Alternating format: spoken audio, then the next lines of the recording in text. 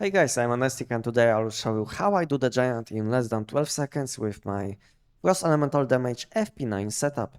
I had a lot of questions about this exact setup which I'm using on my live stream, so now you will see what I'm using, how I do it, and as you can see it's pretty simple. Let's collect the loot and I think we can do it one or two more times so you will understand what is happening, and after that I will show you what I'm using. So you will want to start with dash, shoot with crossbow, switch to FP9, summon your deviation, and just kill the boss. Focus on highlighted weak spot.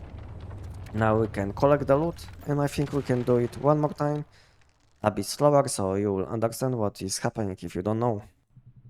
So yeah, so you want to start with dash while holding crossbow, and now will be the most important thing. You will want to shoot on any of the giant weak spots. It doesn't have to be highlighted. Giant in total has 6 weak spots, 1 on his head, 4 on his arms in these locations, and 1 in the middle. So you can choose any of these 6 weak spots, and after you will shoot with your crossbow, you will want to swap to your TEC-9. And while holding TEC-9, you will want to dash and summon your deviation. That way, not only you will save like 1 second on deviation summon animation, because you will cancel it while dashing, but also you will convert your weapon damage to elemental damage. This is the most important thing. To deal elemental damage with your TEC-9, you will have to use your deviation skill. So yeah, let's do it now how I do it always. So yeah, so let's shoot with crossbow, switch to FP9, dash, summon deviation, and just focus on highlighted weak spot on the giant. Let's do it.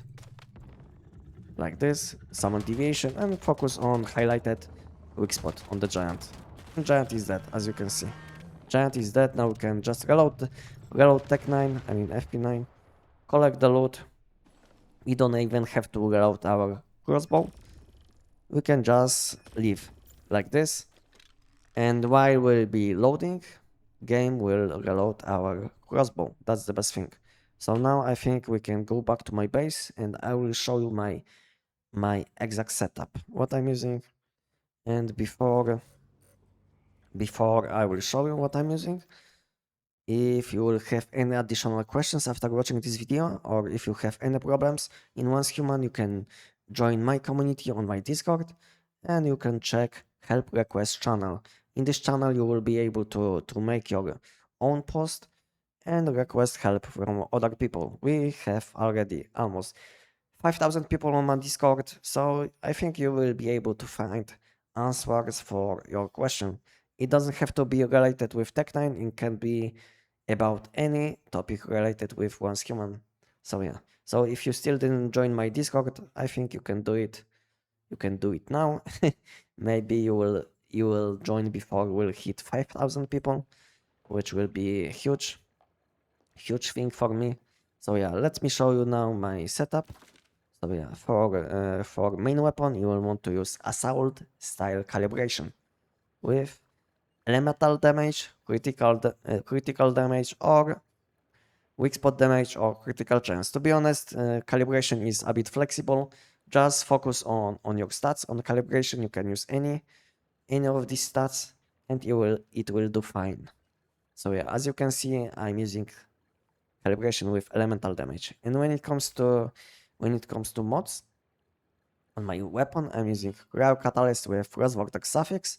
And when it comes to accessories which I used, this is what I'm using: tactical suppressor for some range, then additional accuracy and mobility, some additional accuracy, and then when it comes to magazine, this is like small optimization which I always do when I'm doing the giant.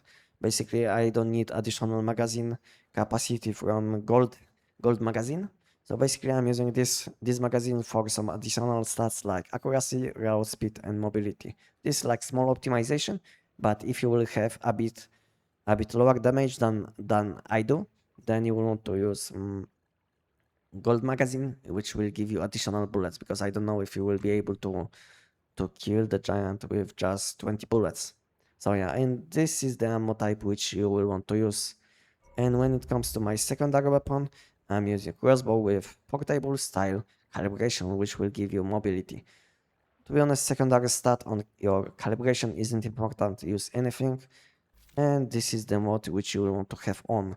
Vulnerability amplifier with the bullseye suffix, and this is the optic which you will want to have on. This one will give you some aiming speed, which I think is much better than some mobility and heat shake resistance. Yeah, it's up to you which one you will use, but this is what I'm using. And when it comes to my equipment, I'm using Saver set in combination with Dark Resonance set. This combination will give you a lot of shields and a lot of extra status damage. Yeah.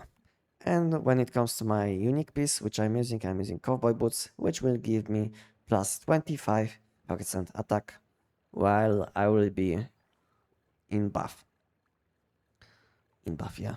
So yeah, this is what I'm using. And when it comes to skins, which I used to make my equipment, I used Lunar Rabbit skins on my mask, helmet, I think also on gloves and on my shoes. Yeah. And when it comes to my chest and top, I used Westland Wolf skin for some max stamina, and spoken speed, which isn't important, but this is what I used. And when it comes to mods on my equipment, I use Deviation Expert with Lunar suffix. This is a classic mod. If you don't have classic mods, I can show you what you can use instead. So you will want to use Deviation Expert with Lunar Deviant Energy. And second best option will be Crescent Deviant Energy. If you don't have these mods, you can always use Deviant Energy suffix instead on any mods which I will be talking about. So yeah, this is what you can use on your helmet. On mask, you will want to use Unbreakable with Fortress Warfare suffix. Yeah, so basically some additional attack, but problem with this mod will make your buff a bit smaller. So it will be very small, like this. So you don't have to move, you can't move a lot, because if you will step out, then you will lose a lot of attack, which will make your damage very low. Yeah, so basically whenever you will be using this mod on your mask, you can basically only jump and you don't want to move a lot. Yeah, so this is what I'm using on my mask. And second best option, which is also fine, but you will want, if you will have this mod instead, you will have a bigger range on your buff, but instead you will lose immunity to crowd control. So basically, giant will be able to knock back you. So I don't know which one you prefer. It's up to you, but you can use any of these two, because both of them will give you attack plus 15. And when it comes to my chest, this is the mod which I used. I used Regenerating with Lunar suffix. Again, this is a classic mod.